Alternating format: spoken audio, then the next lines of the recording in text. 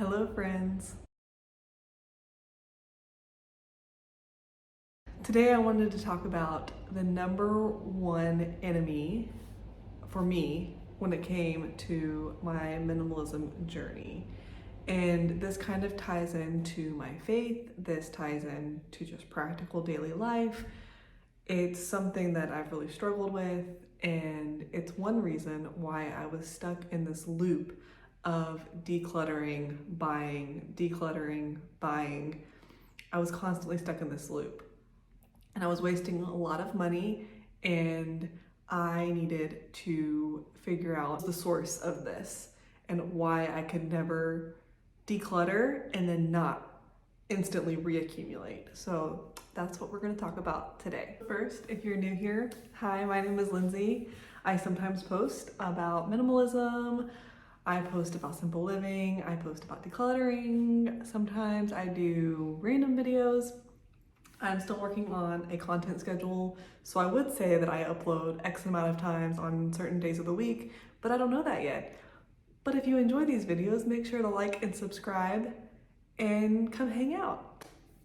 Anyways, I've been a minimalist since my oldest daughter was born back in 2015. I was completely overwhelmed. We had way too much stuff and a brand new baby. At the time, we also had 2 large dogs, and we lived in 900 square feet. And we had more stuff in the smallest apartment we've ever had. So I don't remember exactly how I found minimalism. I want to say Marie Kondo, back when her first book, The Life-Changing Magic of Tidying Up, I read that book, and that got me started decluttering. But eventually I did get into actual minimalism. I don't think Marie Kondo preaches minimalism. I think she's just an advocate of decluttering. Anyways, so it was a journey. We have been a minimal family ever since. It took a while. We did not declutter overnight. We did not become minimalists overnight. But years later, we are still living this lifestyle and we still love it. However, I have noticed over the last year or two, maybe a little bit longer, that I was constantly sabotaging my minimalist journey. I would get into a decluttering mood. I would declutter a whole bunch of things, and then I would go out and reaccumulate different things. So I would essentially declutter to reaccumulate, and I could never figure out why. So I have been doing a lot of reading, and I realized the source of why I kept failing at minimalism, and I'm gonna tell you. So I discovered that the reason why I could never truly achieve minimalism was because I never dealt with anything on the inside. I just wanted the outward physical space to be minimal, but I was struggling with discontentment, and I never dealt with it. And so I would get rid of a bunch of stuff, which would give me the satisfaction, but then I wanted more stuff or better stuff or different stuff. And so my house always kind of had the same amount of stuff, just different stuff. And so I'm gonna define discontent for you. The dictionary defines discontentment as dissatisfaction with one's circumstances. I would also say that it's dissatisfaction with one's possessions. It's dissatisfaction with your circumstances, with your possessions, with where you're at in life. Being discontent can really cause a lot of turmoil. It caused a lot of turmoil within me. So what did I do about it? I love R.C. Sproul, and so they have this teaching platform called Ligonier Connect, and Melissa Kruger did a whole class on contentment. And I have been doing that class. I've been working my way through it, and I've just realized that I am not a content person. I'm not content where I'm living. I'm not content with my possessions. I'm not content with the stage of life that I'm in. And this causes so much friction, especially while trying to maintain a minimal lifestyle. And so today I'm going to tell you the 5 things that I did to start practicing more contentment. And you can probably hear my daughter. This is real life, y'all. So number one is I take regular breaks from social media, and that includes YouTube. Looking at everyone else's life, looking at everyone's social media, it's easy to think that they have it all and that their life is easy or perfect or whatever, or that they have it all together. And so we can easily get in that comparison game, or at least I can, where I think, oh, well, if I just have what they have, or if I just do things like they do, then I'll be happy or I'll be content. And so we all know that that's a lie. We all know that social media is like everyone's highlight reel. Real life is never actually shown. You see maybe 5% of their whole entire lives. And so I take regularly scheduled breaks from social media and from YouTube. Even with Instagram, if I can't stay off of it, I will deactivate it. And that irritates a lot of people because it makes my profile unavailable. I have to do what I have to do for my mental health. So I take regular scheduled breaks from social media and YouTube. Number two, I purchase things that are going to last and that aren't going to go out of style. So it's very easy to get caught up in trends and what's fashionable, what the latest home decor is, what's at Hobby Lobby. I don't get into any of that. I buy neutral colors. I buy white, black, beige, gray, tan, wood.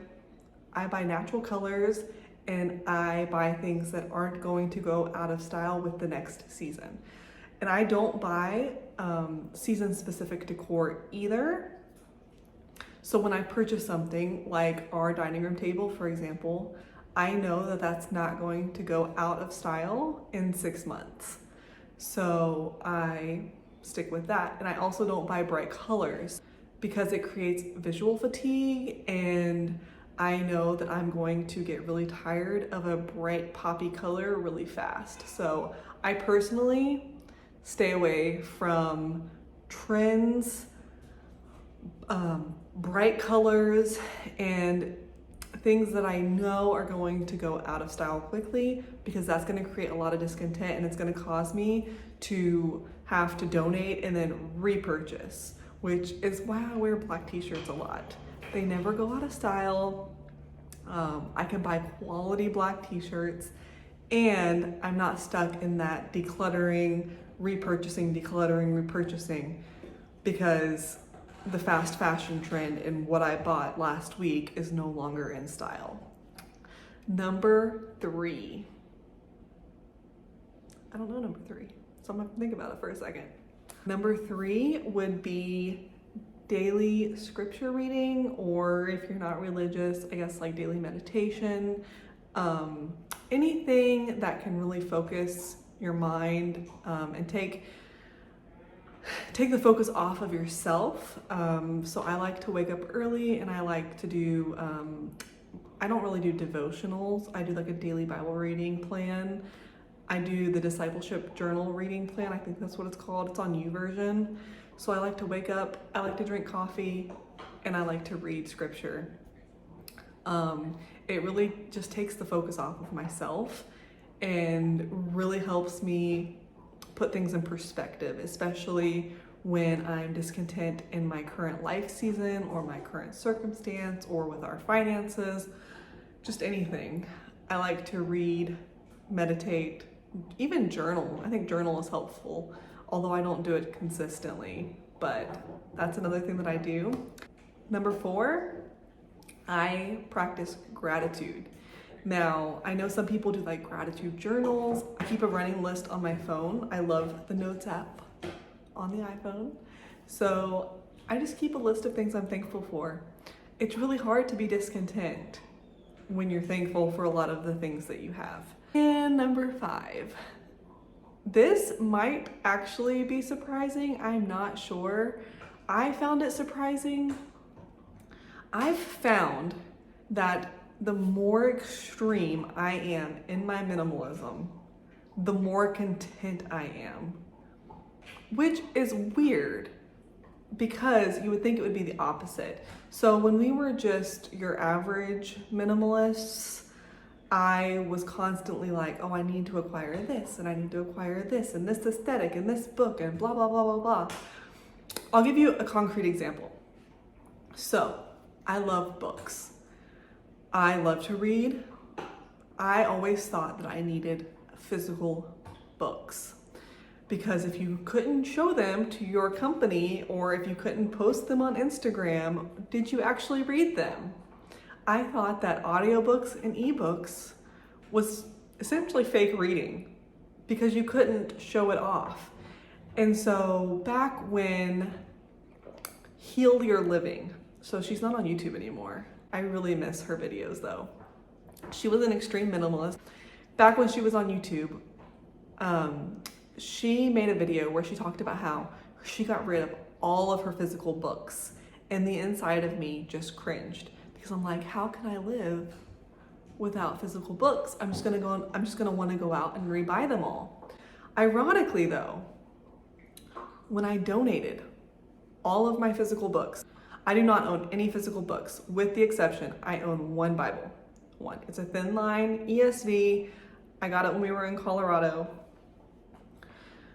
That's the only book I own, the physical book. I have that, I have a Kindle, and then I have Hoopla on my phone for ebooks. That's all I have. I have found so much more contentment in just saying, I don't own physical books. I only own what's on my Kindle, Paperwhite, or what I can borrow from the library on Hoopla. And just having that boundary made me so much more content. I'm not tempted to go to Barnes & Noble and browse. I'm not tempted to browse Amazon. I'm also not tempted to buy books for a look, which I think, especially me, maybe not everyone else, but for me, I can buy things for how they make me appear and not for their usefulness and not because I actually need them. And so that was just a concrete example of how when I became more extreme in one area of minimalism, it actually produced a lot more contentment when I wouldn't necessarily think that that would be the case.